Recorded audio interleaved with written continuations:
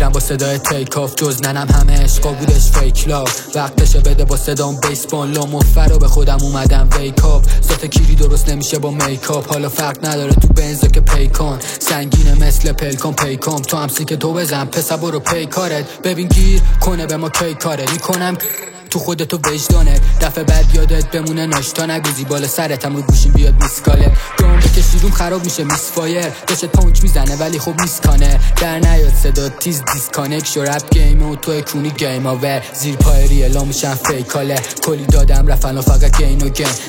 حیرونم واسه هدفم، پسر مشکلی داری حل کنیم ای توه. فیس تو فیس میگم بری بیقوله، جوینت تا جاینت داشت پیقوله. پادگان میپیچیدم پیپر تو پول، بگو چند میارزی کنم پولت. کیف که تو دستم رد بوله، به جا عشق عرق میریزم میخونه. ریسپکت دارم بهم همه هومیا، دایش زیر بغلم هم نمیگیرم هندونه. به جا اکسیژن توری هم هی دوده، این ورو سفره میکنه دل روده. رفیقم سر رفیقش زندونه، چون ندادم بوج به مش حیوون. تو هم بودو لاین کن بشی رو کی کول، داشتون تو ترپ داره میشه هرکول. مهمون نوازم اگه بشی مهمون، میذارم 2 سیب واسه سر قلیون. بودو لاین کن بشی رو کی کول، تو مثل ملکولی پسر من هرکول. یه جو بگامت لنگ بشی مثل تیمور، بهتر کی داشته چی بدتر بیرود. یه جو اوج بگیرم کیر تندشه، روزا درگیر کار شبا مستشه. یه روز هر جایی بری داشت حرفشه، نیست ترسی اگه شعرم شر بشه. جوجه میشمارم وقتی که فصلشه، یهو دیدی بدخوام تخمام دستشه. تنها چیزی که نداری برام ارزشه، مثل هرچی که کردم آسون ترکش.